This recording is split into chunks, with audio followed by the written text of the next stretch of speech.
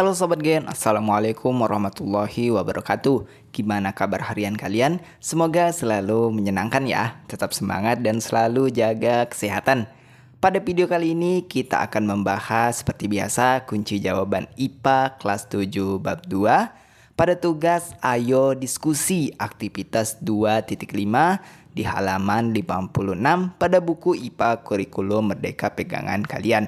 Jadi ayo kita bahas bersama mengenai jawaban dari setiap soal dan perintah yang ada setelah ini. Bagian berikut ini adalah perintah pada tugas Ayo Diskusi aktivitas 2.5 halaman 56 pada buku IPA kelas 7 bab 2 kalian. Perhatikan terlebih dahulu perintah yang ada ini, Gen. Secara berpasangan, diskusikanlah apa yang terjadi pada partikel-partikel zat cair ketika dipanaskan sehingga dapat berubah menjadi gas. Jelaskan pula mengapa gas mengembun dan apa yang terjadi pada pergerakan partikel saat gas mengembun. Kemudian ikuti petunjuk guru kalian untuk diskusi kelas tentang hal ini. Kalian dapat menggunakan gambar seperti gambar 2.11 dalam penjelasan kalian.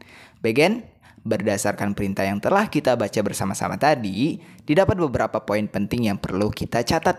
Di antaranya yaitu pertama, kita diminta untuk menjelaskan bagaimana kondisi partikel-partikel zat cair ketika dipanaskan hingga dapat berubah menjadi gas.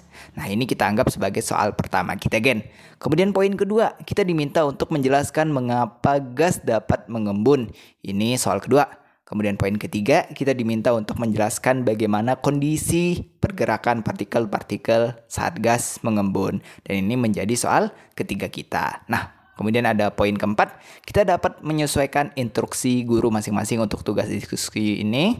Dan kelima, kita dapat menambahkan gambar seperti contoh gambar 2.11 yang ada di halaman 56. Jadi ada 5 poin hal yang perlu kita perhatikan dalam pengerjaan tugas kali ini, Gen. Adapun untuk soal yang kita tangkap dari perintah ini itu ada 3 poin soal yang perlu kita jelaskan dalam bentuk jawaban hasil diskusi. Oke, langsung kita eksekusi perintah yang ada ini, Gen. Kita masuk ke soal atau perintah pertama, yaitu menjelaskan bagaimana kondisi partikel-partikel zat cair ketika dipanaskan hingga dapat berubah menjadi gas. Peristiwa perubahan wujud benda dari cair menjadi gas kita sebut sebagai peristiwa menguap. Nah, contoh proses menguap yang sering kita jumpai adalah misalnya pakaian kita yang basah setelah dicuci, airnya menguap saat dijemur hingga bisa kering. Itu contoh sederhananya, Gen. Nah, penguapan terjadi saat partikel zat cair meninggalkan zat cair tersebut. Nah, partikel-partikel zat cair sebenarnya tidak dapat meninggalkan zat cair begitu saja karena terhalang oleh lapisan permukaan zat cair. Nah, jika jumlah partikel yang dapat menerobos lapisan permukaan zat cair tersebut banyak, maka zat cair dikatakan menguap. Bila zat cair dipanaskan, maka partikel-partikel zat cair bergerak cepat dan gaya tarik antar partikel menjadi lemah. Partikel-partikel zat cair akan menyerap energi panas sehingga memiliki energi gerak yang semakin besar. Energi gerak yang semakin besar tersebut bisa memutuskan ikatan kohesi antara partikel air. Akibatnya partikel-partikel dapat berpindah tempat. Partikel yang meninggalkan zat cair menjadi lebih banyak dan menyebabkan wujud zat berubah dari cair menjadi gas atau air akan menguap. Ini untuk penjelasan bagaimana kondisi partikel-partikel zat cair ketika dipanaskan hingga dapat berubah menjadi gas. Oke, kita lanjut ke perintah selanjutnya. Masuk ke perintah kedua, Gen. Nah, yaitu menjelaskan mengapa gas dapat mengembun. Perlu kita ingat bahwa kebalikan dari proses menguap ini kita sebut sebagai mengembun atau kondensasi. Mengembun adalah proses perubahan wujud dari benda gas menjadi benda cair yang terjadi ketika suatu gas melepaskan energi kalor atau panas karena adanya penurunan suhu. Mengembun juga dapat terjadi dengan cara yang alami, Gen. Nah, peristiwa mengembun yang paling banyak kita jumpai yaitu embun yang muncul ketika pagi hari di daun-daun. Meskipun malam harinya tidak ada hujan, embun tetap akan terlihat dari adanya tetesan-tetesan air yang jatuh dari dedaunan.